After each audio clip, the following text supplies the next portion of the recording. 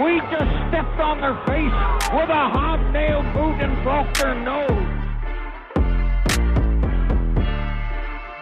The way to the end zone, and Georgia is going to conquer the Crimson Tide. So how about them fucking dogs? That's what I told them.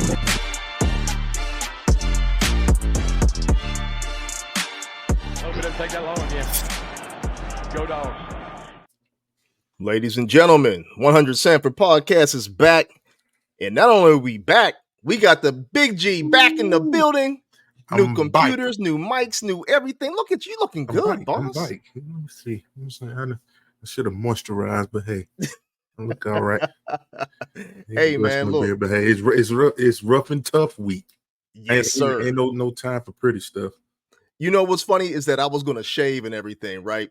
And then somebody had mentioned, they said, "Oh, look at Dion. Dion looked good with that little silver in his beard. He had the cowboy hat and the sunglasses." I said, "You know what? I'm gonna go Dion this week, man." I'm trying to get like y'all, man. I got a few.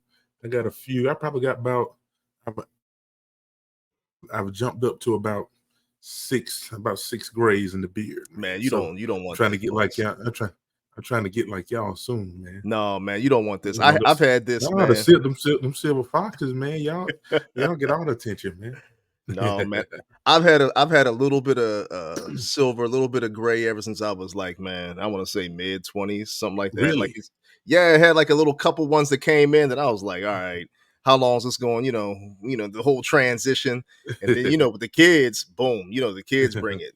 Marriage and kids bring nothing but grays, man.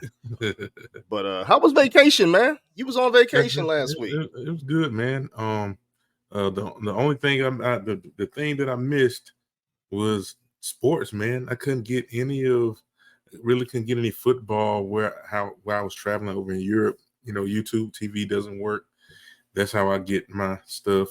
Then I got like another little site I used. It wouldn't come up, VPN stuff, whatever. So you know what? I decided to just check scores and enjoy vacation. But I'm back now. Hey, did they got ESPN International or something over there?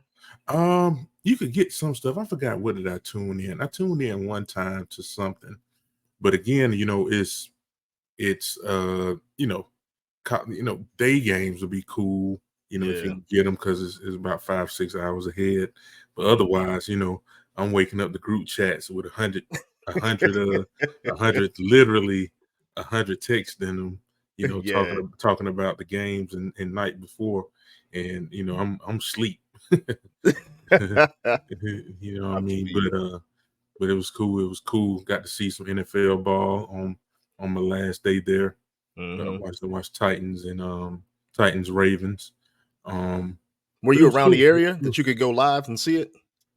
Say what now? Were you around the area where you can go live and see the game? I went to the game.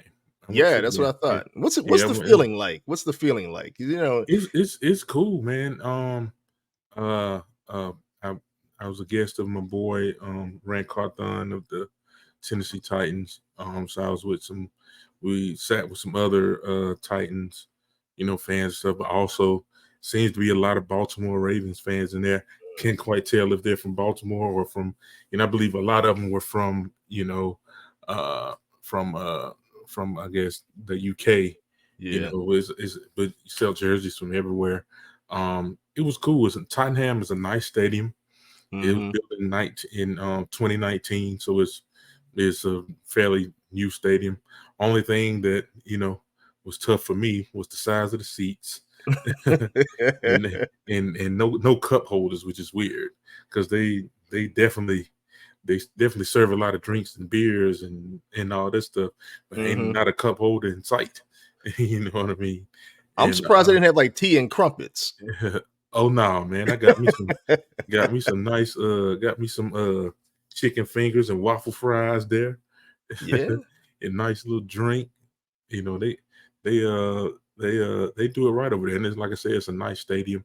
It's probably about the size of your average NFL stadium. College stadiums are a little bigger than NFL stadiums over here, and so it's about 65,000, and they packed it out, man. NFL puts on a good product over there. Hey, They put on a really good product. are you in support of the NFL putting a team over there, Um, or just keeping it more or less like a novelty, like it is now? A few games a year, and people just kind of going over vacation and that sort of thing. yeah, novelty would be cool. We can ask our guest about that. He has a team that's played Multiple times, right? multiple times over there. Probably has something to do with their owner, Mr. Khan. I'm pretty sure he's been a guest over there of the team before. They like to bring a lot of legends over there when their respective teams play. But that would be interesting. It's just a lot. It's just a lot of travel. You know what I mean? They would have to make those schedules. It'd be tough, man. I think it'd be tough. They probably have to play a lot of home games, which would definitely be.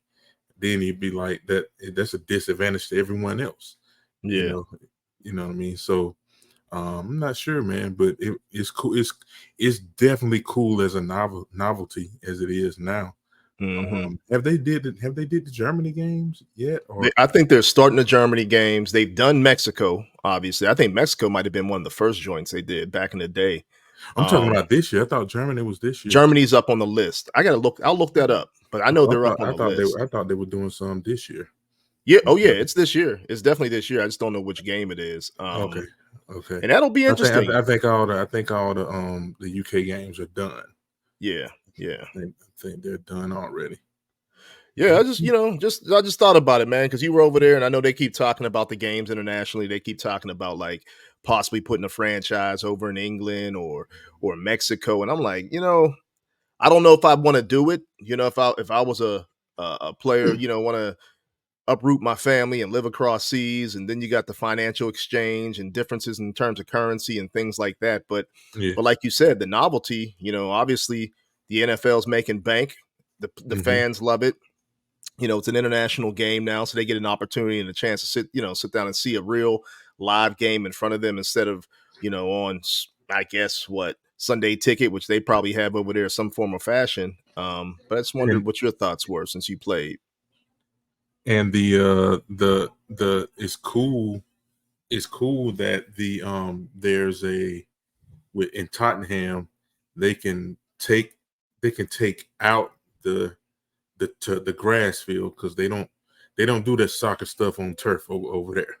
They pure grass, but they slide in the artificial turf for the NFL games over at Tottenham. So it's pretty cool. It's pretty cool. So you're not gonna mess up their grass over there. Because they still is during the same time they're playing soccer games. So you got how many got 22 guys at a time, big old dudes ripping up the grass.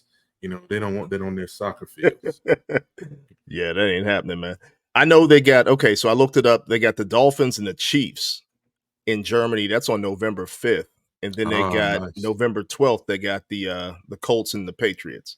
So that's their 2 Germany games. That'd be cool. That's real cool. Hey, before we go any further and actually start to introduce guests and things like that we got today, subscribe. Sub. Yes, check us sir. out, man. Show us some love. Show us some love. Add us to your list. To your list, rather. That's add right. us to your list. All your cooking shows. You getting your recipes on YouTube and all that stuff. Hey, let us in too. Let us get some of that.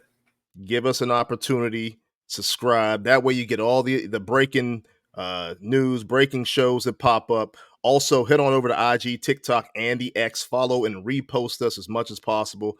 Last but not least, you know what? Become a member of the Collaboration for the Nation. That's right, Dog Central. Our boy Graham Coffee is not here right now. I don't know where Graham is at, but within I got a feeling we're gonna hear from the incomparable Graham.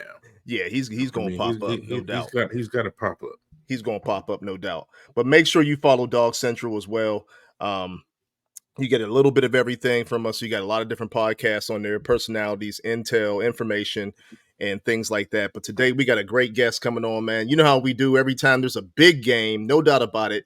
Big Foss always, gets into his bag and dials up a few people that he may or may not know, but because of your name and it rings bells around the nation, people pick it up Oh and they man, say, that "Hey, makes it yeah, ring man, bells around the nation. Hey man, yeah, come on, man, listen, man, I just try to remain good people, man. And then yes, hopefully when good people reach out to other good people, hopefully a collaboration can happen. yes, You know what sir, I mean? No, nobody likes to work with a jerk. You know what I mean? So hopefully I'm the anti-jerk to a lot of people, and they come and show us some love over here at 100 Sanford. yes, sir, yes, sir." Hey, by the way, I know Graham's not here, but I know you're gonna be at the home field. Um, what is it? It's on November 5th, November 3rd. You No, guys are gonna be actually, November 3rd. That's the yeah. Friday before the game on Saturday. Hmm. I don't have. I'm not sure what I'm All the going to be doing particulars. that Saturday, Yeah. but I have to show up and do my thing with Home Field and Company uh, next Friday in Athens. Yeah, man. That's going to turn out to be a really good game. You know, Yeah, man. an important game. Yes, You know, sir. last year's game was important in, I guess, in retrospect. You know, we ended up pulling it out. You know, they had me kind of worried. You Mm, know, but this game, this year, you know, the high flying, you know, high flying, bro. Mizzou Tigers. Luther Burden is out there. He's trying to get the Heisman. You know what I mean? And who knows? You know, Bruh, he's they still ain't no on joke. track. Let me just say this, man, because I know we're gonna talk about it next year. This week is definitely Gator Hater week, but Mizzou ain't no joke, man. They're no Yeah, joke. I've watched but but quite but a few games so far. That but offense is high flying, brother. it's high flying. But like I said, they still gonna touch down in Athens with Missouri on this shirt. They're not touching down in Athens with Philadelphia Eagles on this shirt. That's true. They're not touching down in Athens with Crimson Tide on their shirt.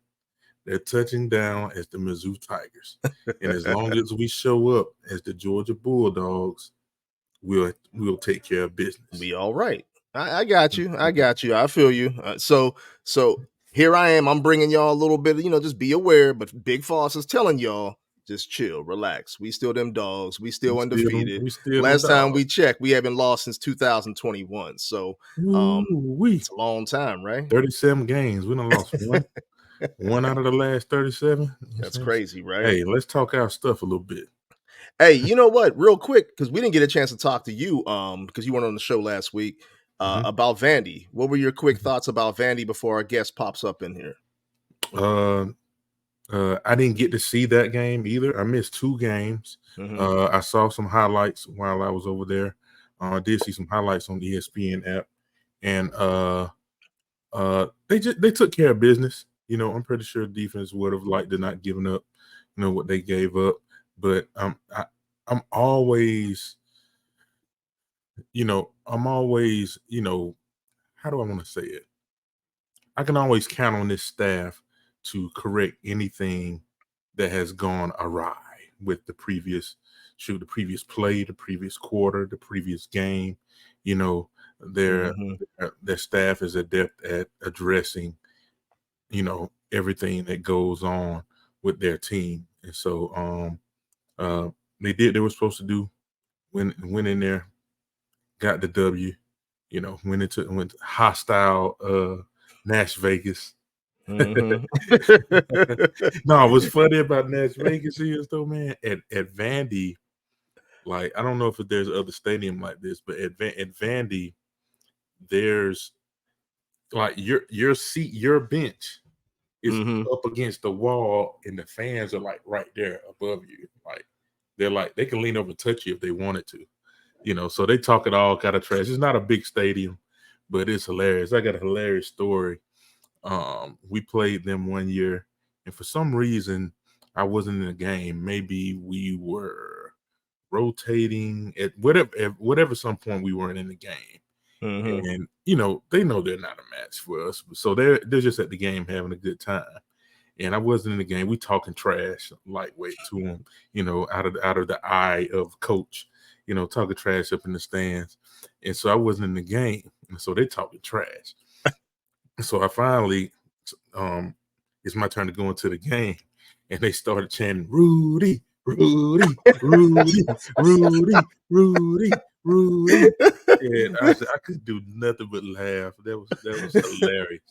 Them nerds got a little sense of humor up there. Yo, that is real funny. I don't even know if you saw the video. I wish I had it because I'd pull it up for the fans to see. But Rosemary Jack Saint was I going saw off it. on the I sideline, saw it. right? He's like, That's what "Look, made we me up. like. What It shouldn't be 27-7." My boy Big Snack sent it to the group chat, and Yeah, I had to remind him of that story. I think he had transferred at the time. He used to be my teammate there. He had transferred, so he didn't see it. But I had to tell him the story about Rudy, them calling me Rudy. yeah, man. They look like they right up on top of you, and then you see They're right with the there. video. Yeah, you look up, you see Right there. Thomas looking up, you see Evans looking up, and they're like, "Dang, she right up on top of us talking Yeah, about." it's nothing separating you from the crowd at Vandy. But that's good though, man. It kind of brings you or takes you back almost like high school. Yeah, You know what I mean? long as everyone's respectful, man, it's cool. Yeah, it's just football. It's just football. But yeah, man, we talked about it last week. We talked about that game against Vandy. I mean, it was pretty vanilla.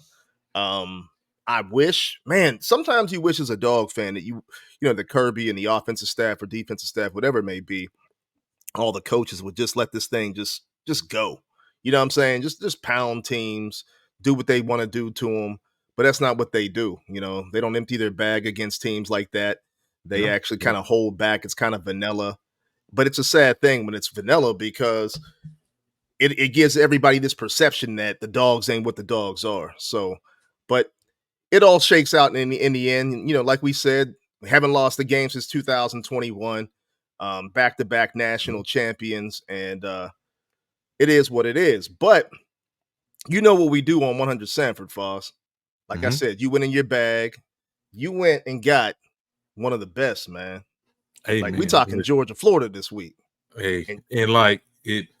Listen, over the years, like this guy comes up in many a conversation. When you're talking about dudes that bring it, that brought it, yes, he's always in the conversation.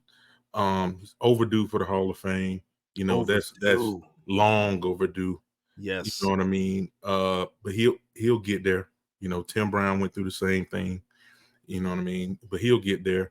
But yeah, this guy he's one of the best to ever do it, and he happens to be a Gator, and I don't mind giving him his props. I got Gator homeboys, friends, and all that stuff, and I talk my trash.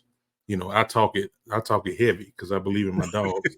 But this dude gets nothing but praise from me, man. Yeah, man. He is by far one of my top 5 backs of all time, and I'm a Gator hater. I also hate the Jags, but I had nothing but love when this cat walked up into Heinz Field or into Three Rivers Stadium and did his thing because he is by far one of the most phenomenal backs that ever touched the field. He is none other than Fred Taylor, the ex-Gator, future Hall of Famer. What's going on, dog? Hey, listen, man, I appreciate you guys inviting me on. But as soon as I get on, Marlo, it seems like I have to hear this. We win national championships back to back and take advantage. I remember the days when we mowed down those hedges up there in Athens. But that table gonna turn, man. But no, I appreciate you guys for having me on. It's certainly a pleasure. And it's the weekend. I made sure I put on my Dime Life Gator memorabilia, my Gator merch. So I got shout out to my boy DJ Williams. Yes, sir. Dime Life. Yes, my old teammate with the Broncos. Yeah, I got some nice merch down there. They got Georgia merch now. Yes, they got Florida merch. So it's gonna be live down there in Jayville. Yeah. DJ's done a great thing with Dime Life, man. And he has Champ on board, myself. He's branched out to other universities, but for this particular matchup, this weekend, one of the best college matchups in the history of college rivalries. Obviously, the state lines, backed up against each other. Remember, they used to have a Florida-Georgia game, which was a big deal here. You played it in that, I'm sure. Yeah. Did y'all win? Did you win your year? Man, look, what was that? I think they beat y'all. Were you? My cousin Takeo Spikes. Takeo's my cousin. Spikes They beat was in y'all that there. game. So they beat y'all. They probably did. I don't remember. We won too. The only thing I remember, G them. The only thing I remember about my time in the Florida Georgia game was that June was when OJ, they had the OJ chase of 1994. And that's the only thing I remember about that weekend. I'm like, that. But, a few other things, because Jaquez Green was on that team, Hines Ward, Nafis Kareem, all of those boys was on there. And we had the banquet. We had that banquet. And they said we ran out of rice. So they said, what? Hey, what? So Quez and them in the Georgia team, they was all clowning Hines Ward. They was clowning Hines. They said Hines' mama ate all the rice because she messed up.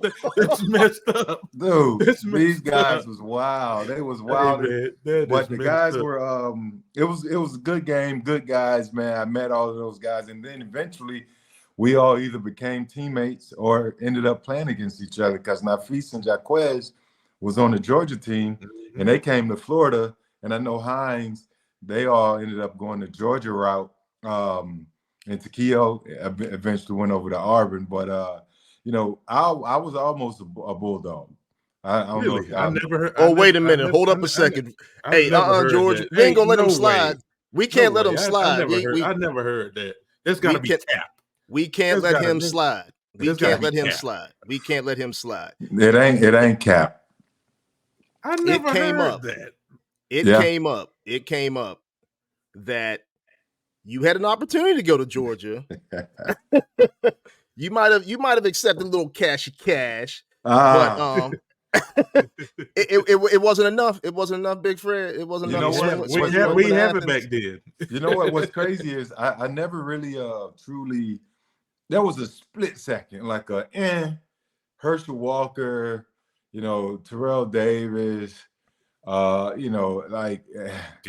Garrison was amazing. Yeah, I said that was a split second. I was like, wow, maybe I could, maybe I started stuttering. I was like, nah, but we ended up taking a visit. It was 10 of us from the same high school.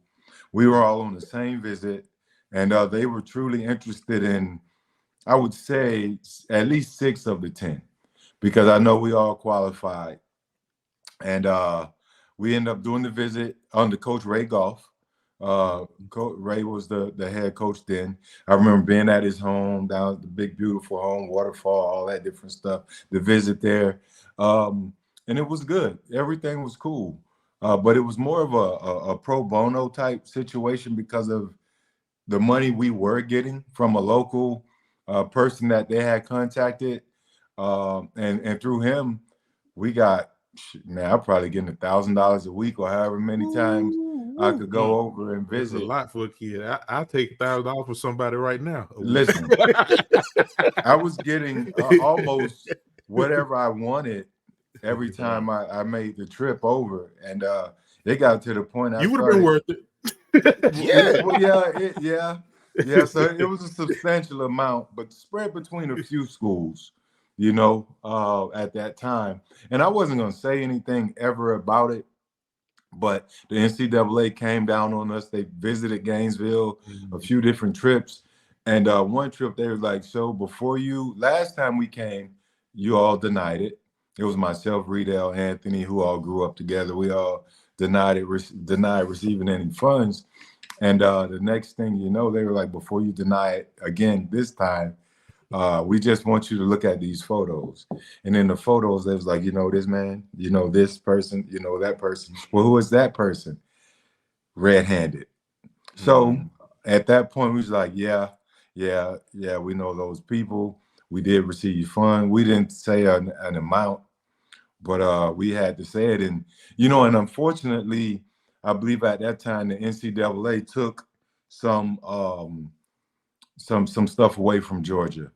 I don't think that was the reason we used to kick y'all ass, but oh, wait. I can cuss on here. Yeah, I you guess can I say what already you gotta did. say. But no, you know I can't what? say nothing. I never beat y'all. The class before me beat y'all, but I never did. Like Robert didn't beat y'all. Robert beat us. I Robert won the one one time. time when they moved it back to Jacksonville. Yeah, Robert and I won. came in my the next senior year. That was my senior year. Big Stroud's freshman year. That's one of my dearest friends to this day. I just We'll saw be him at the the other game day. together this weekend. One of my closest friends, man, and we brought him on the visit. They beat us. My senior year, they beat us. We were ranked like number 1. We went into Death Valley. LSU beat us. Came back a couple weeks, won a game or two, and then played Georgia. And then they beat us, and they pretty much knocked all of our national champ repeat hopes completely out the door. But it was a good game. Robert went crazy. He had an amazing game. And that defense got after us. Stroud and those guys, they got after us. I'm trying to think of the other defensive linemen. Richard Seymour, that was his freshman year too. Yeah, Seymour. It was somebody specifically. Do you remember? You remember Biggie Marlowe's? He came to Jacksonville for a little bit. I got a Marlowe story. I got a Marlowe story too. Hey, listen. I'll get back to that one really quick. But the Big Stroud story is when he came to Florida on a visit, we treated him great. We hung out. Riedel was his host, showed him a great time. Like, all right, big dog, because he was just one of those likable, lovable young guys, country boy, and he fit right in. And then next thing you know, we see this dude on Sports Illustrated busting up out of a Gator shirt with a Georgia shirt underneath. Oh, that's how you gonna play us? But we've been super tight ever since then, man. Even since his visit, then eventually he became one of my teammates in Jacksonville, and another teammate, Marlowe's Leroy. Marlowe's came and he was loud. He was hustle and Marlowe's had some stuff to him. He had some game. And he was stronger than us. Yes, sir. He benched about 500. Yes, sir, he was. And so what ended up happening was we made a bet, Florida-Georgia bet. Well, actually, it was Marlowe's and Keenan McCardell. They made a bet. And we had Coach Tom Coughlin at the time, and TC didn't mess around. Like, TC wasn't messing around. So the bet was, because Marlowe's, his suits were horrendous. Like, he from Albany, Georgia. Lamar. His dress code was a no. They were horrendous. And so Keenan was the flyest guy on the team. Like, his suits were the dopest. He dressed kind of like how Ryan Clark dressed every time you see him. He's buttoned up. Right. That was K-Mac. So K-Mac was like, all right, I'll buy you a $10,000. I'll get you a fresh suit and a $10,000 suit package. With that, if Florida beat y'all, if y'all beat us, then you got to take care of me. And Keenan didn't ask him for a lot because Marlowe's wasn't a high draft pick, but that was a trade-off. A $10,000 suit package, but Keenan got an opportunity to pick out one of the suits. So we beat y'all. And the suit that Keenan picked out was the bright orange. I think I heard this story. It was bright orange vest, 3-piece. Back then we were wearing the coats a little longer. Oh yeah, right. That was just the style, and you had to have a little bagginess to it, but it was tailored, so he was fresh. Just the color was crazy. So we hop on the plane, and he had to wear it to an away game. We get on the plane. So Coughlin was like, what the F is this? What is this? Marlowe's, what's going on? What is this? That's not business attire. Fine. He got fined like 10 grand. Hey, Coughlin fined that boy $10,000 for conduct detrimental to not having business attire for away travel.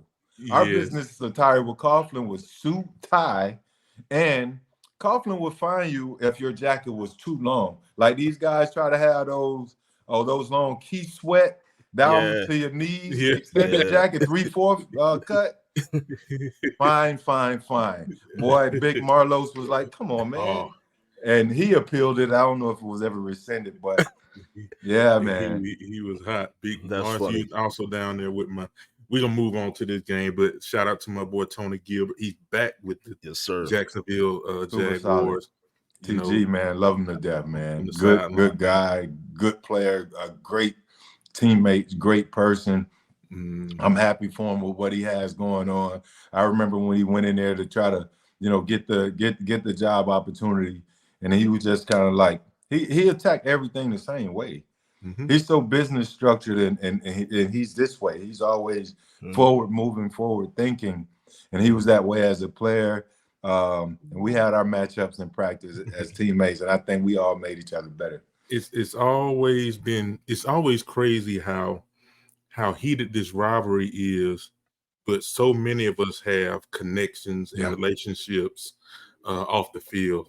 Rand Carthon is one of my good friends that I work with at the Rams, and we talk all the time. Those guys, Dre Davis, Big Money, all that. We all met at certain times, and it's a heated rivalry on the field, but off the field we got good relationships. So that brings me to something that you said. As soon as we open, you was like, the tide is going to change. So I feel like you're confident in this team, moving forward. Not saying that you're saying they're going to win this weekend or, be national champions anytime soon, but you feel like they're going in the right direction down there in Gainesville. I do like what they're doing. I think they would have had an opportunity to be more competitive had not the NIL, and collectives and transfer portal stuff. It really took off 2 years ago when Napier came in. And, you have a young coach who just coming in. First of all, recruiting has always been the staple, and the hardest thing to do in college sports is recruiting. It makes it a bit easier when you're winning. And in this day and age, it's a lot more easier when you're winning and you have that exposure. Social media, these young guys, they can see it. They see what's going down in Bama. They see what's going on in Georgia. And you guys got players. Like, you really got great talent. Georgia's always had talent. Let me just say that out the gate. Georgia has always had great talent, which is always sort of mind-boggling that you didn't have as many championships with especially all of the talent. during your day. I can't believe even my day, after my day, just paying attention. We just couldn't having the Georgia guys on the team and kind of just going back and forth in that rivalry, with each other and just paying attention to the teams back then. You look at the caliber and quality of players that will come out and go to the NFL and have great NFL careers too. You're like, damn, why weren't they more successful on the college level? But obviously it always comes back down to coaching. A lot of it is X factor. But now when you marry up very good coaching, with Kirby, and you look at what Nick Saban has in Bama. So you marry up great coaching, and consistency is the key. Consistency in recruiting, the turnover. These guys know they're going to be there 3 years. Like the dogs, like when I say dogs, not as a bulldog, but if you're a dog, 5-star-ish type player, you're going to be there 3 years. And that's just been the turnover. And even if you do slip through the crack and play 4 years there, somebody else is going to be up young. They've groomed them, and they're going to be ready to go. And these guys know if I go to these universities, I have an opportunity to be exposed and also potentially get drafted or just get drafted. Not even if not first round, but get drafted. So you got great turnover, great exposure. At Florida, Napier was trying to build a program. Coming in, trying to build a program, trying to look at the turnover. Who's going to be there? Who's going to leave and go out the portal? Who can we bring in? And then you compound that with the NIL competitiveness and the NIL and collectives, which I believe they're going to buckle that up a bit tighter in the years to come. Because ain't no way one school can go raise $20 million and this school only raised $5 million. How do you compete? So I think the NCAA, if they're going to put their hands back in it, you got to cap it, somewhere, just to make it competitive, whether that's a $5 million pot for all teams and then make it a true NIL, cap the collective. And now if you have local companies that are really willing to sponsor these players, do it accordingly in that manner. So even with that, still skew things a bit. But I guess to answer your question, George, who knows at what point that table will turn? Georgia is so strong, and they've been so strong and so dominant on a very consistent basis, the past decade. Man, it's just hard to really answer that question. Now, I can say after we lost to Utah in the opener this year, on the road, which was another crazy thing for me, opening game for the Gators on the road, I'm like, huh? When was the last time that ever happened? I don't remember, as long as I've been a Gator, I don't remember it ever happening, and us leaving the swamp on the first game of the season. But they went and they lost to the Utes and to a backup quarterback at that. I was like, man, here we go. And then a few weeks, they came back and they played a really good Tennessee team and beat them. I'm like, okay. And then we go and we lose to the likes of South Carolina. So I'm like, we need that consistency. Back in the day, we're thrashing all of those teams, especially like the South Carolinas, the Kentuckys of the world. Like those were givens on the roster. But recruiting is so competitive nowadays for all these colleges, and then you have coaching that plays a big role too. But Georgia has, they have a strong foundation, man. Your foundation is so solid. I just want to see our guys compete.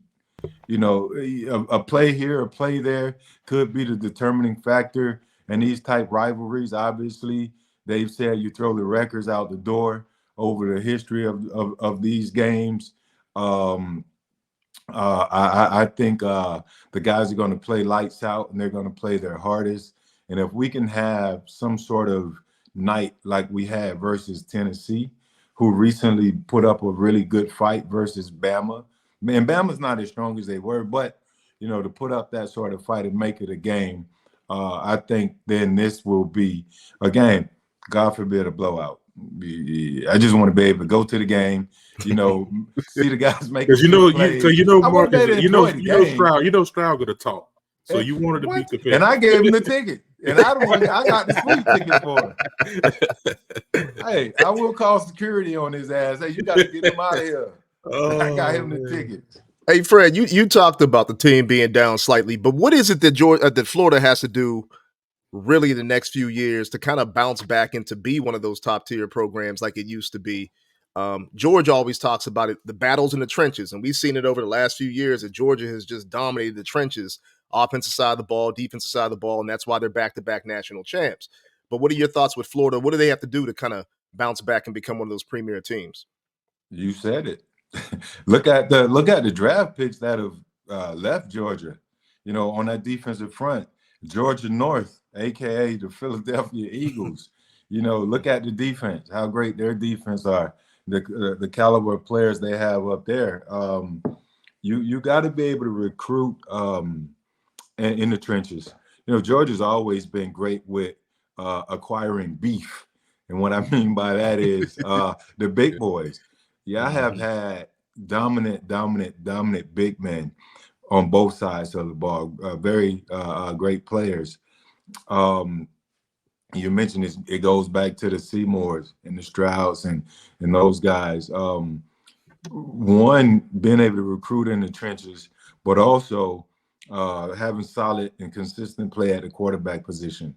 I think that's why we're seeing Bama sort of fall off this year. They'll be back though. Once those young quarterbacks start getting experience, Bama will be right back where they left off. But it starts in the trenches.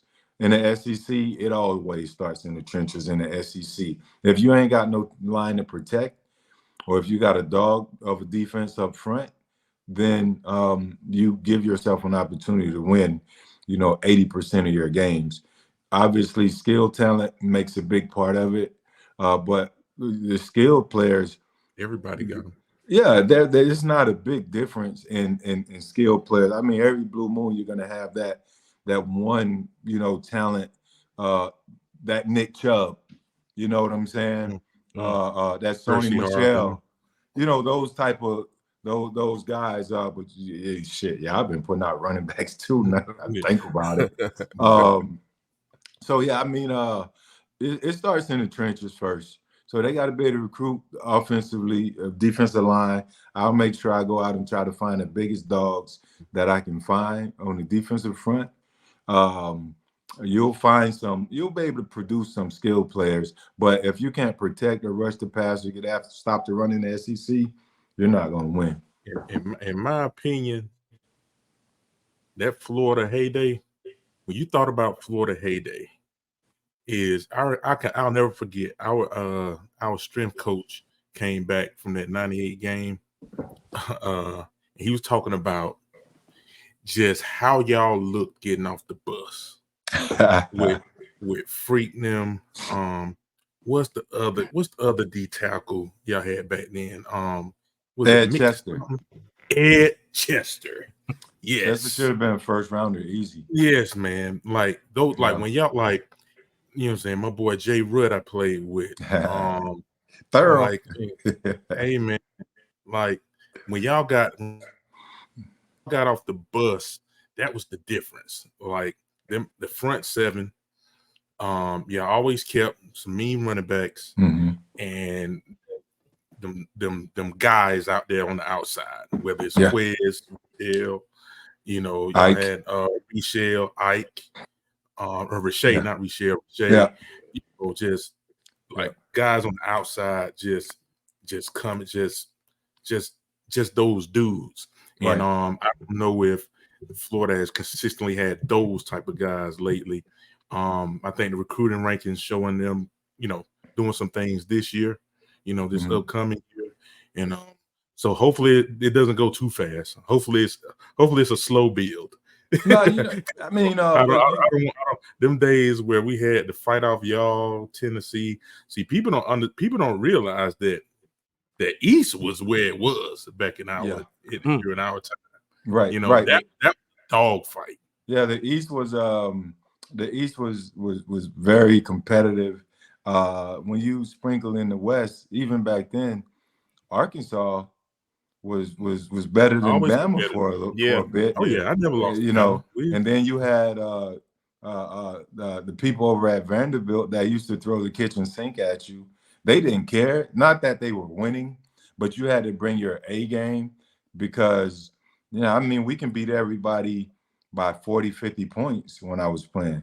Then we go play Vanderbilt, and it's that Vanderbilt game be 20-10. I'm like, when we be looking around like, man, that was a dog fight. And then every now and then we would play LSU because they had it on a 2-year rotation against teams from the West. So I actually never got an opportunity to play Bama in the regular season. I would play Bama and only if we made the SEC championship, which we did, and we would blow them out when we played them. But we had some really good guys on the team, man. Ed Chester, you mentioned, who should have been a first rounder. He tore his ACL his senior year, and unfortunately, Ed didn't even get drafted. Like, they didn't understand it back then, medicine and ACL. And he just tore his knee up. And then we had some other really good players who had good receivers, and then they kind of built up after that. And it just goes to my point, like when they brought in the Pouncey twins, it had amazing guys up front. God rest in peace. Mo Collins was another dog of a lineman. Yeah, Mo ended up, we played Florida State. Mo manhandled Wadsworth, who was considered the best DN in college football. Mo didn't allow sack or pressure against Wadsworth, and that put him on the map. But Mo was always one of those. Mo was a dog. Like, you have to have that mindset. You have to have that mentality. And I'm sitting here talking to Bulldogs, and I keep referencing dogs, which that's what it is, though. That's like what we call them. You got to be that, right? And I don't know, man. I don't know the history of this game. It's it's just been that revolving door of Georgia dominate, Florida dominate, Georgia dominate, Florida dominate. And few in between, 3, 4, 5, 6 years dominating, few in between, then it flips to the other side. I mean, I don't know, but it makes for a great reunion between former teammates, between guys who used to go at each other in the actual matchup, between guys who've been teammates on the pro level, between family, friends, the greatest cocktail party in the world, and when I try to explain that to people, they're like, huh, what's that? But playing in Jacksonville and seeing the You campers, looked up, man. look, Because I never got to go until maybe 5 years ago. That's from listen, a when I fan tell you, perspective. I've never been to. playing for the Jaguars, and we will have our practice fields right over here, and then we play a game on Sunday. We come up Monday. You come in the stadium Monday. You do your mistakes. You clean up everything. Tuesday, if you're kind of banged up, you go down for treatment. On Tuesday, you start seeing the campers and the RVs come in. 10, 15. Wednesday, when we go out to do our big install, big practice walkthrough, you see 50 RVs. And then by Thursday, there's 100 RVs, people walking around. They already walking, drinking. You can smell the smoke, the hickory, and the grills going. This is from Thursday. And the game is Saturday. And Marlos used to call back and like they used to come back. They used to tell us about that, about how early they used to start for Georgia, Florida during the week down there in Jacksonville. It was crazy, and we had the landings over there. And as pros, you can, once you get your Thursday hard practice in, you got a fast Friday coming up, or Friday night where you just got a Saturday morning walkthrough. We go and just hang out with the crowd that are coming over to the landings. They've since demolished it, but the landing was like the hot spot downtown. We would just go and mingle and kind of hang out with the fans in the crowd, and they would just show love. And what I did say, fellas, is I said, when I retire, if I don't tailgate anywhere else, I am gonna experience that Florida Georgia tailgate. And when I retired, that's the first thing I did. I'm out there in the middle I'm in the trenches. I was in the trenches, like with the fans, showing love, getting love, and really that's what it's about. So I'll be tailgating too this weekend with Big Stroud. We always on the back street at the house in the cut back there with all the locals. So it's a good time, man. So we look forward to it. Whenever I'm available, I make sure that I'm there. So, Fred, it's safe to say that I know Kirby brought up in the past. I know we got to let you go and get up out of here, but Kirby brought it up in the past that he wanted to kind of switch that game to maybe a home and away series. It's safe to say that you're like, nah, keep it there in Jacksonville, keep it there where all the fans can come together and kind of party. I mean, to maybe they do a 3-year rotation. If they could go home, Jacksonville, away, or I mean, technically. In all honesty, Jacksonville is home to the Gators.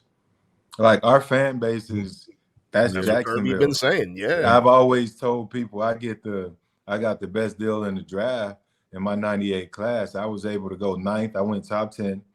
I went an hour and 15 minutes away from where I played college ball.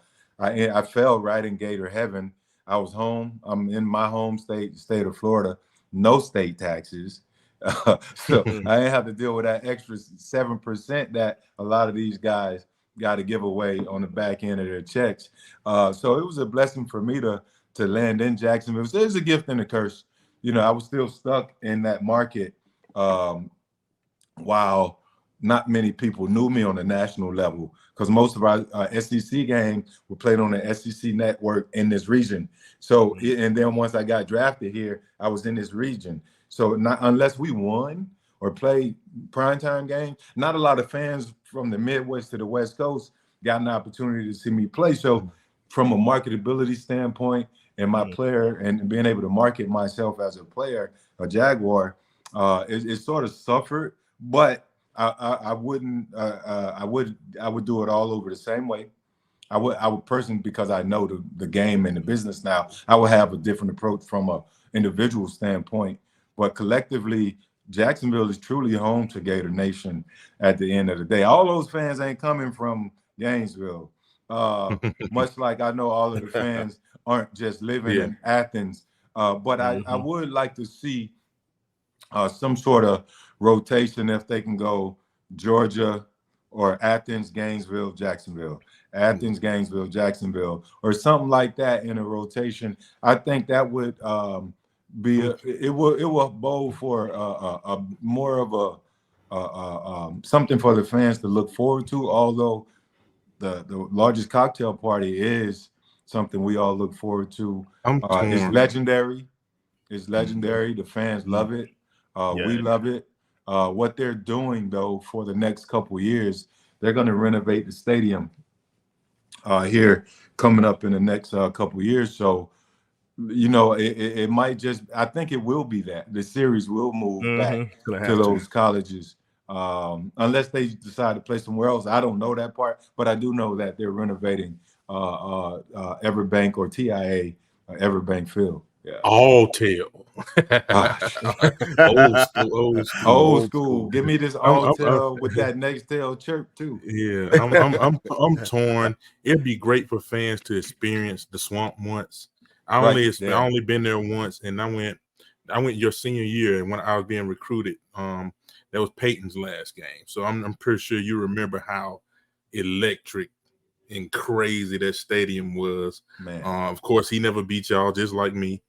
And y'all took him out his last game there, and I was there on a recruiting visit. And it's a crazy thing to experience. One of the loudest places I've ever been. Yeah, and, that is true. I remember George. I remember Coach Spurrier. I'll say this really quick. Coach Spurrier, I gave him bulletin board material. I was like, oh, they can't beat us because they scared of us. Coach Spurrier called me and was like, son, do you know what you just did? You gave him bulletin board material because it was on ESPN. The clip is somewhere. I was like, they can't beat us. They just scared of us. They cannot beat us. And it was my senior year. He's like, well, you're going to have to go out and back it up. And that's exactly what I did. I got my boys and we went out there and we terrorized. Out of that word is probably insensitive nowadays. I apologize for that. But we put it on. We gave Peyton the business. And Lovelace, you spoke about Kirby. Kirby Smart and former coach at Florida. I can't think of it right now. Went to South Carolina, coached my son. I'm tripping. Played safety at Georgia and coached at Florida. Oh, Muschamp. Yeah, Will. Yeah, Muschamp. I'm tripping. Having the brain. I done been hit in the head too many times. So between Kirby and Will, I used to get them boys the business. Hey. Try to tackle who? Man, y'all out of there. I used to get them boys the business, but they turned out to be good coaches, man. Both of them, actually. Yeah.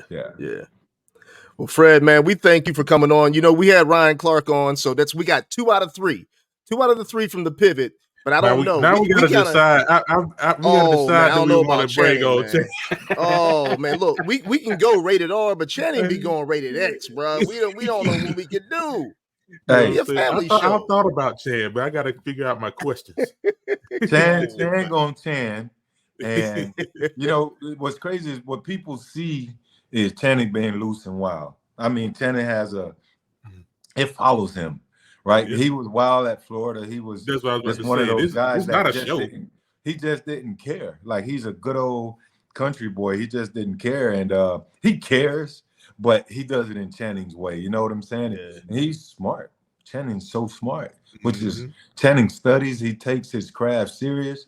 He gets there and he have his little bad knuckles and hands and he be writing his notes and he studies and he puts in the work and he can go either way on the show. We always say Channing is the star of the pivot.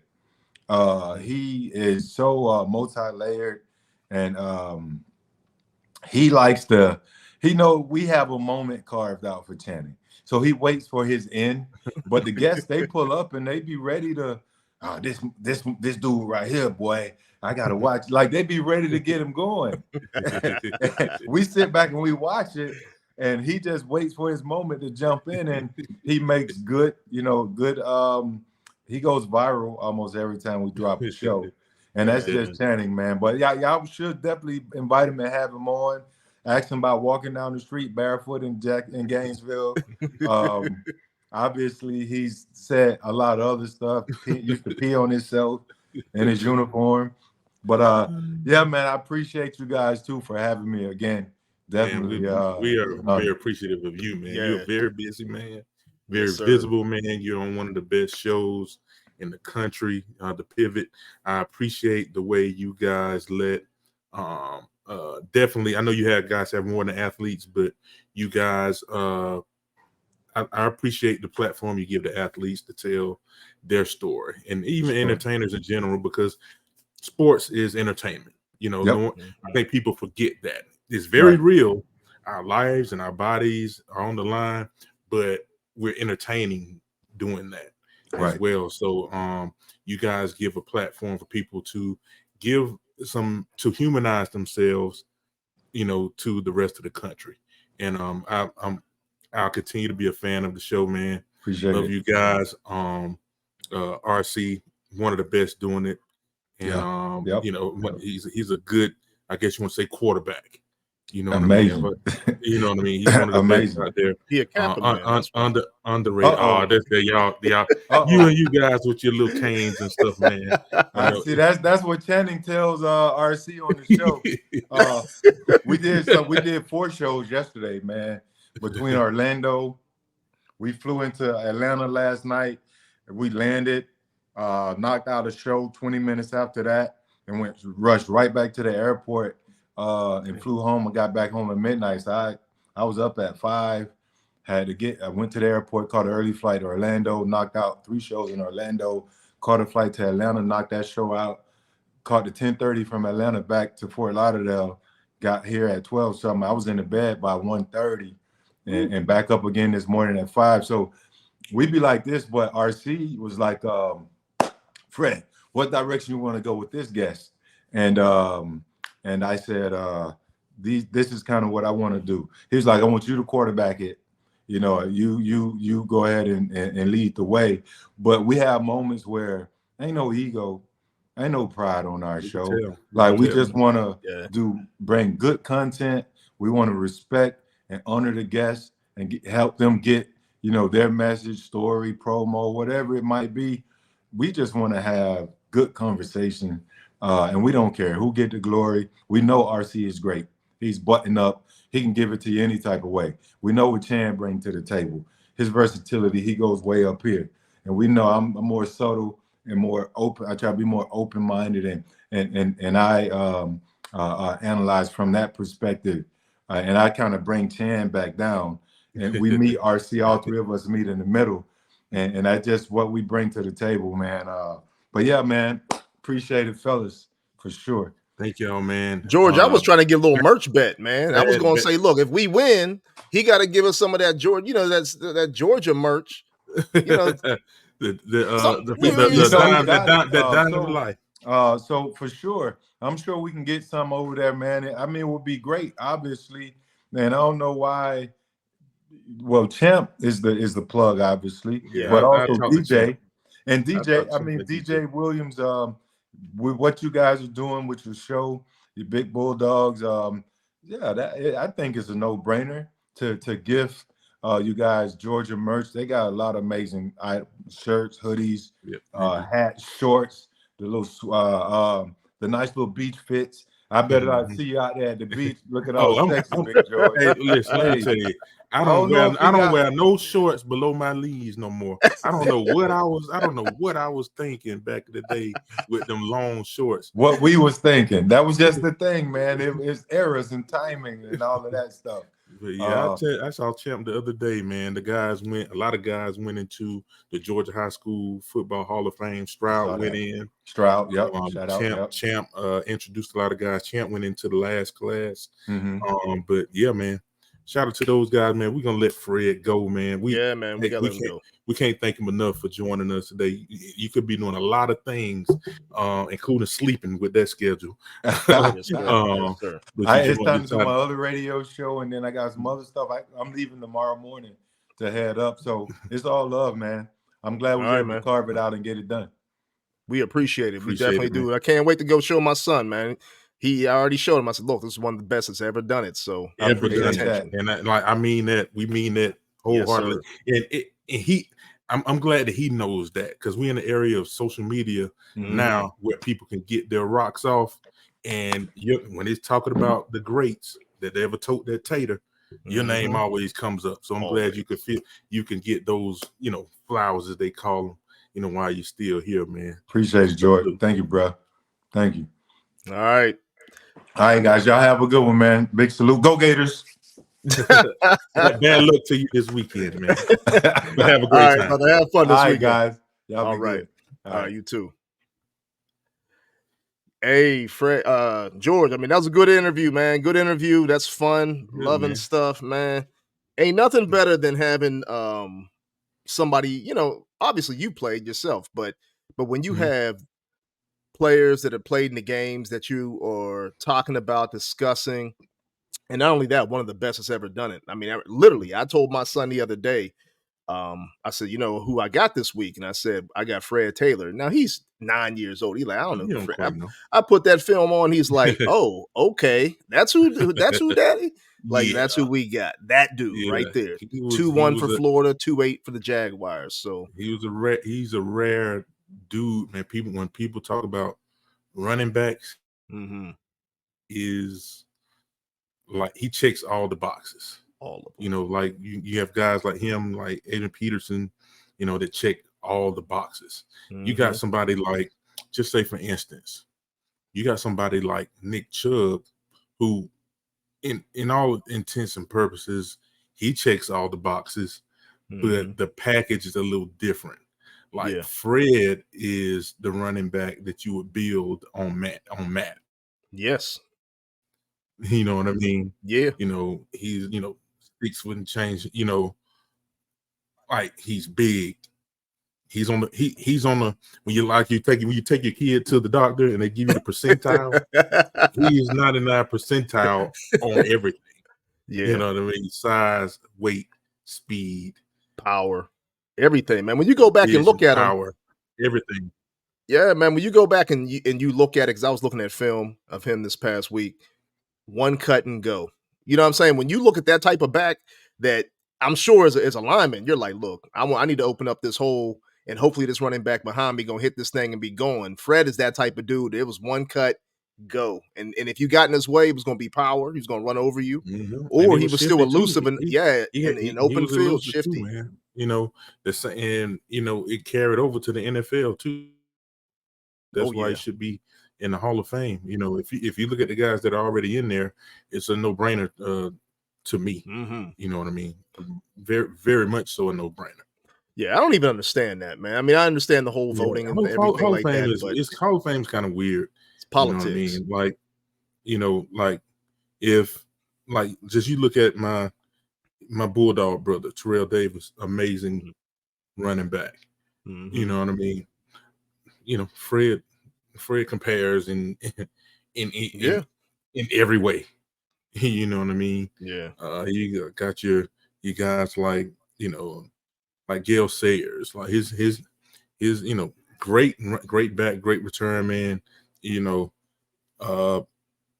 Decent numbers. Fred has like really good numbers. Close to 12,000 yards rushing, almost 70 touchdowns, and excellent tape. Yes, yes. I think with him though, it kind of just being in Jacksonville hurt him. You know what I mean? Not that visible market.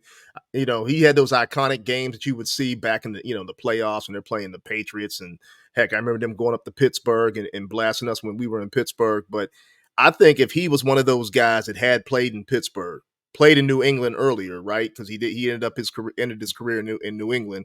Maybe played in LA, somewhere where he can really get his shine. Come on, man. We'd be talking about a Hall of Famer already. but because it's Jacksonville, you know what I mean? One of those places Mhm. that people kind of thought people thought they had the ugly uniforms. You had the Mark Brunell, who wasn't the sexy quarterback, the lefty throwing, but man, still one of the best that's ever done it. And I I love think the it way he should was come up talking on our should come back. podcast. He got off on the podcast because usually he's kind of quiet on the pivot, real cerebral. But today he was really showing himself and who he really is. Yeah, man. Shout out to Fred Taylor, man. We appreciate him coming on the sir. show, man. Yes, That sir. was awesome to talk to him, man. All love / hate. Yeah, it's enough flowers for you. Enough flowers for Fred. But hey, man, we do got the game on Saturday, 3:30, Yeah. CBS. For those who will be in attendance, such as Fred, other I people. hate I can't go, man. Man, look, I already told my you, man, how my I daughter feel. has senior night on on Friday, Westlake High School. Mm. She's a cheerleader there, so she has senior night. So can't get out that night. And then one of my homeboys, PJ, coming to town. There's one music fest this weekend.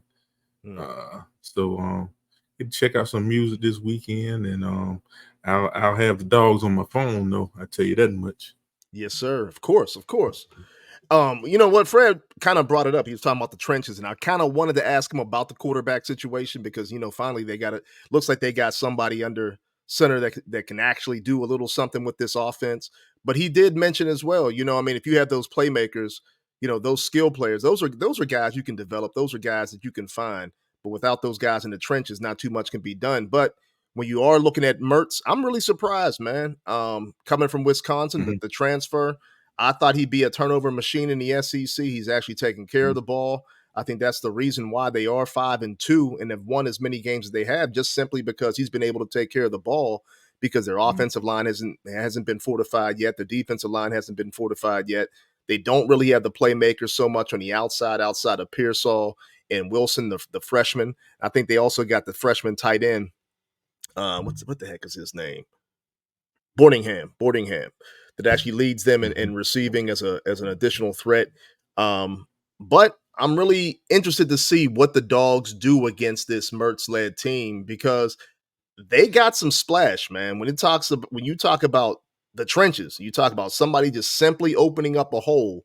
They got some backs that can get through there and can cause some issues. And one of the things that concerns me this week, and it's concerned me all year, quite honestly, has been able to set the edge. And I think if we don't set the edge, it could be problematic at various times. What are your thoughts going into this game, Big Foss? Because that's something that's going to have to be corrected. And it should have been corrected after that during this bye week. But the next 5 games, we got nothing but ranked teams, either in Athens or on the road. So what are your thoughts going into this game? I feel like with this game, if Georgia plays their best game, they win. If Florida plays their best game, Georgia still wins. I just think we have to. I want us to look great out of the bye instead of rusty. You know what I mean? So I really think I think skill is going to show up. I want the trenches to show up on both sides. We have to, they have a few guys on their defensive line, in their front seven, they can make some plays. We gotta do our thing up front on the offensive side at O-line, at OL and tight end. You know what I mean? So we need to see how we replace Brock in both the run game and the passing game. And I feel like this bye week has given us the best opportunity to do so. You know what I mean? And so we'll see what happens. In defense, I think defense is, Florida is not that explosive. You know what I mean? Mertz is taking what you're giving him. He's taking care of the ball. He's playing solid football. We need to make his day a nightmare. And I I like Kirby's chances of doing that, from a Mhm. coaching perspective. So they've probably know they've been looking at these guys a couple of weeks now. Not looking ahead, but that's just how football prep goes. Mhm. And so we'll see what happens, man. Yeah, I agree with you. I think given 2 weeks, Kirby Smart going up against Napier, a Florida team that does not have all their horses within the trenches, it should be a game where they should be able to dominate. But it's one of those things where it's still, as a fan, you still have trepidation just simply because they have not dominated yet in the trenches. The offensive line looks to be gelling right at the right point. The run game has actually definitely picked up. They've been able to protect the quarterback with Carson Beck very rarely being touched. But the area that has not shown up on tape yet, which is really, really surprising. And I know that we've had a lot of guys go to the NFL. You lose a Davis, you lose a Carter, you lose a Wyatt. I mean, you can't replace those guys just off the street. But simply, these guys in the trenches have not shown up the way that we want them to show up. So it's interesting because I know me and Graham talked about it last week. Will we see some guys now mixed into the rotation, a guy like a Christian Miller, some of these young kids that have really flashed on tape, will they get more of their opportunity? Because again, you get down to this last 5 games, starting with Florida on Saturday, you better be able to disrupt the quarterback. You better be able to get them off their square and not being able to sit back in the pocket and just let the thing rip. We're not going to bypass and overlook Florida, but you get to that next week and you have not started to already develop that, and you got a Missouri that you're playing that they get the ball out very quick. They got a lot of playmakers, a lot of guys in space that can do things. It could be very problematic. So I'm like you. I want to see them come out, firing on all cylinders in this game. It is a road/home game. We'll say, we are going into enemy territory. But at the same time, the stadium is going to be split right down the middle. So you shouldn't have any problems in terms of noise and cadence and being able to hear certain things. But I'm looking for this team to really get off on all cylinders, kind of going back to that Kentucky game when Kentucky came in ranked and people thought, okay, is Kentucky going to be able to give Georgia some issues? And they didn't. Carson Beck went out there and was slinging that thing. The defense was out there causing havoc. I need to see that same type of performance coming out the gate because you don't want to look rusty. Forget what the national folks think because all it's about is winning. If you go 12-0, you win the SEC championship, you win the playoffs regardless. You're in the best conference in all of football. But I still need to see these guys develop, especially on that interior defensive line that's been problematic. Yeah. Just doing on. I was talking on Stadium and Gale, a couple days ago, and I kind of feel like you feel, but they letting me know that statistically, the Dogs are doing pretty doggone good on defense.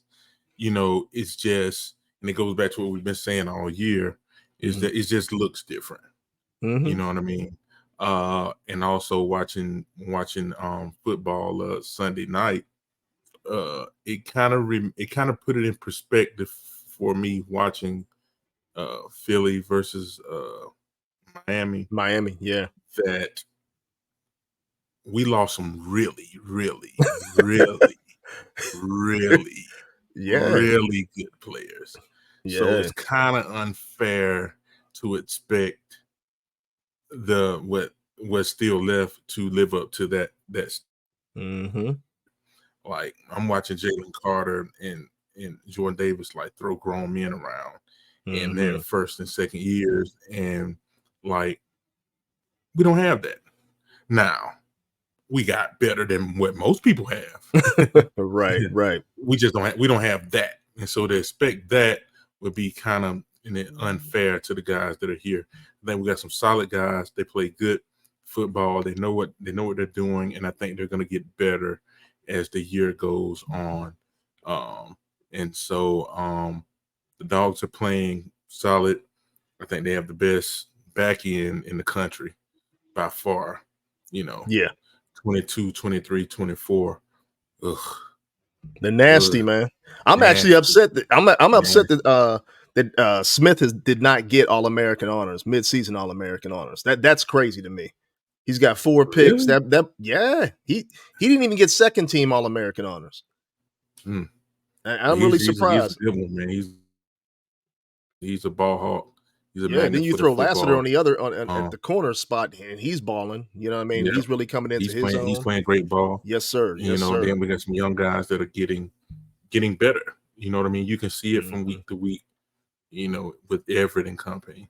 They're young guys that are getting better with a lot on their in that defense.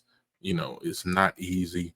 That playbook is robust. It is on the defensive side of the ball is a robust playbook, and I think the sky's the limit for us. You know what I mean? It's interesting, man. We undefeated. A chance to it's every goal is still in front of us.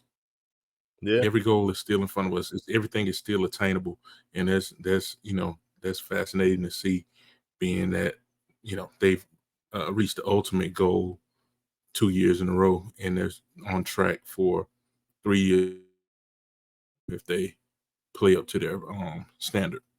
Yeah, it's just a weird feeling. You know what I mean? Like we when we talk about they haven't lost since 21, back-to-back national champions, and then it's also weird being undefeated and having to defend yourself week to week.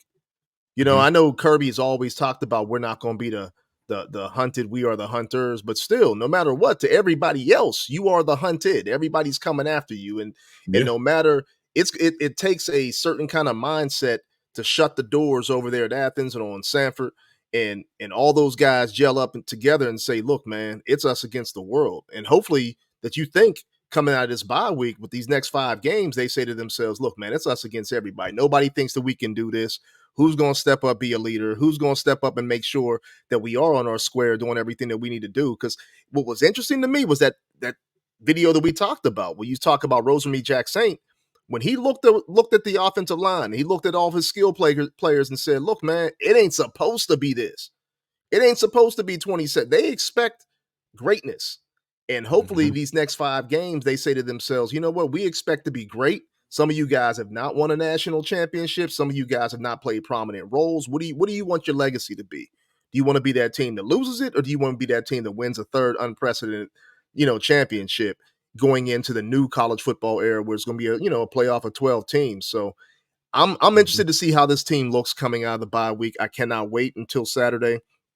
Again, you talk about Mertz, who's been special for them, over 1,900 yards or close to 1,900 yards, 12 touchdowns, 2 interceptions. They have been somewhat explosive in terms of the running back position. When they do get the ball, they're averaging like 5.9 yards per carry between their top 3 backs. So you have to get them on the ground, and hopefully that defensive line really steps up. On the back end, I'm like you. I'm not really concerned too much. You got so many stars back there, so many guys that are going to play on Sundays that know what they're supposed to be doing. But what we have seen also from that back end is a couple breakdowns. Even the game against Vanderbilt, it was the breakdown on the second or third play where they scored a touchdown. I mean, dude was wide open, just running straight down the seam. So hopefully those things have been corrected. But what's your prediction, man, going into this game? I know, like Mr. T would say, but what's your prediction in terms of this game?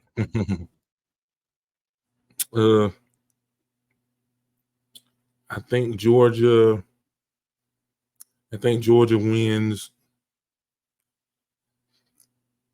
38.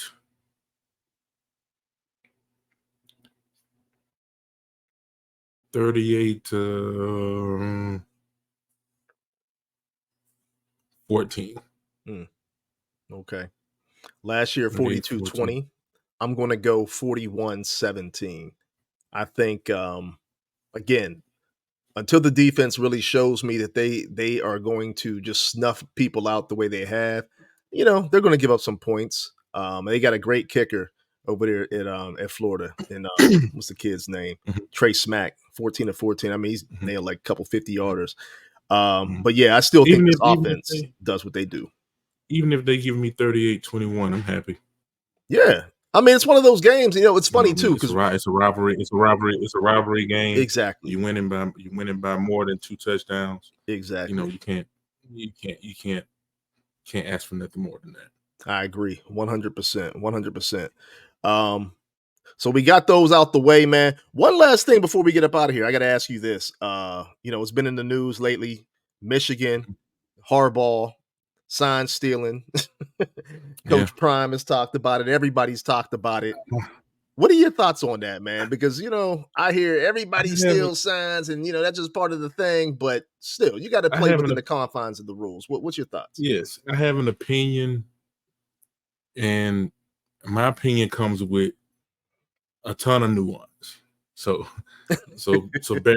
roll with me. All right. I think okay, first of all, we start with you know, the facts. The facts are advanced scouting is illegal in NCAA football. Facts. I get that. But do I think scouting is immoral? Not even a little bit. I was an advanced scout. I advanced scouted in the NFL. You know, I never recorded anything, you know, but you know, I get to the stadium, I get in the sky box in the press box with the best view available. I pick it and I got my binoculars, you know, and I got my, you know, I didn't use it a lot. My recorder, my you know, voice recorder, and I looked through my binoculars and I took notes.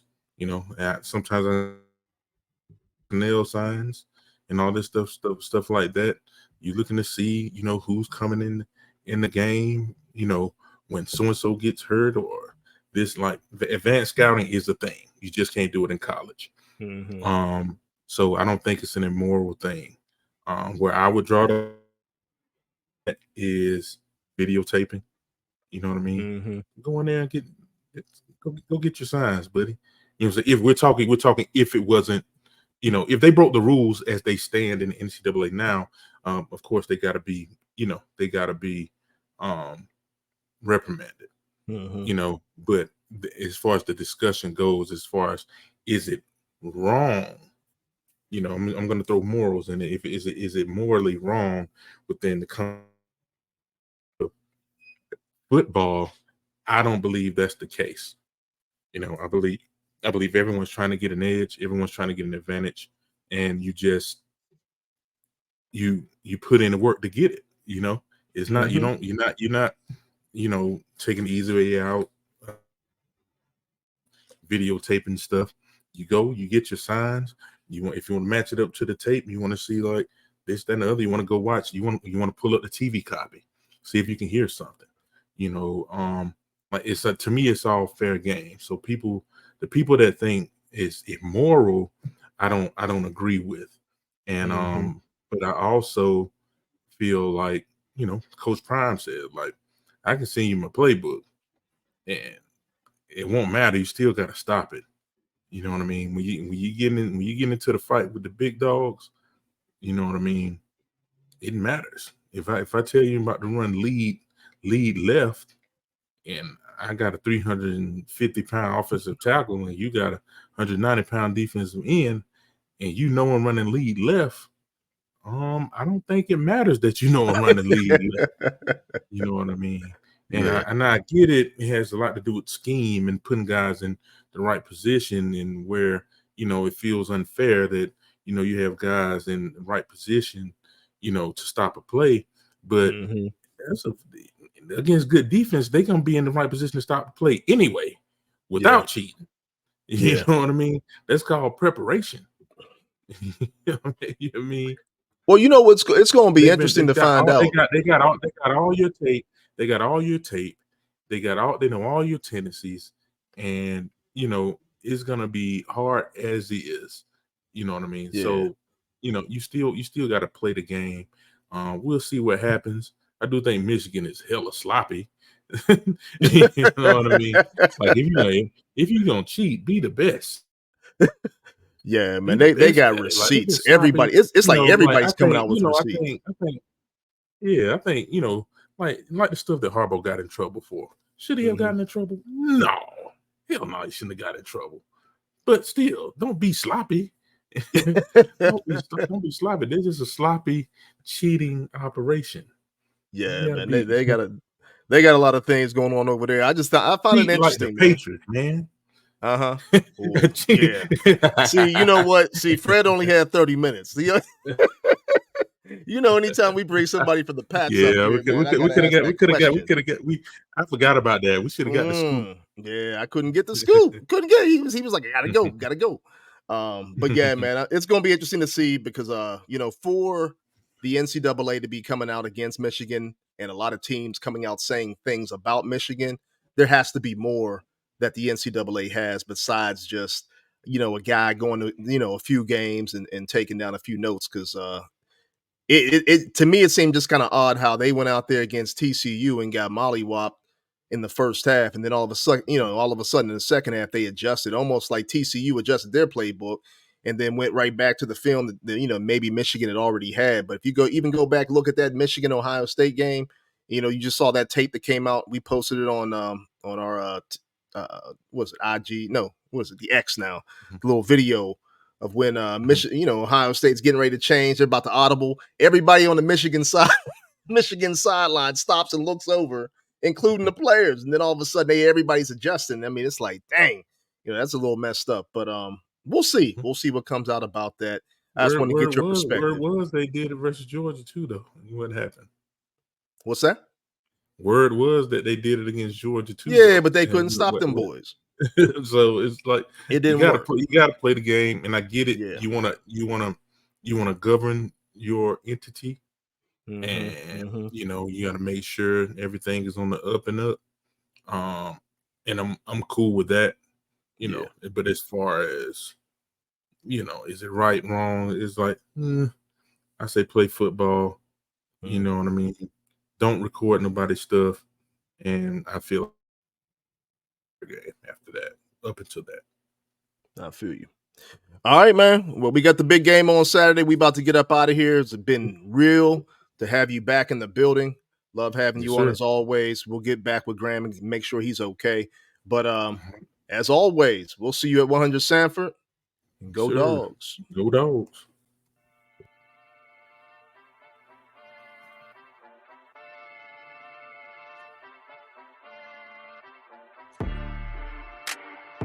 Thank you for listening to the 100 Sanford Podcast. Tune in weekly to hear fresh content from the 100 Sanford Podcast every Thursday, but also with some pop-up shows every now and then as news breaks.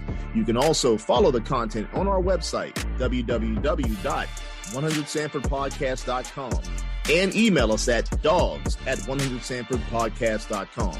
Lastly, reach out to us on social media streams. For Twitter, it's @100Sanford, but on IG, TikTok, Facebook, and other accounts, it's 100 Sanford Podcast. All right, folks, that's it. And as usual, see you at 100 Sanford.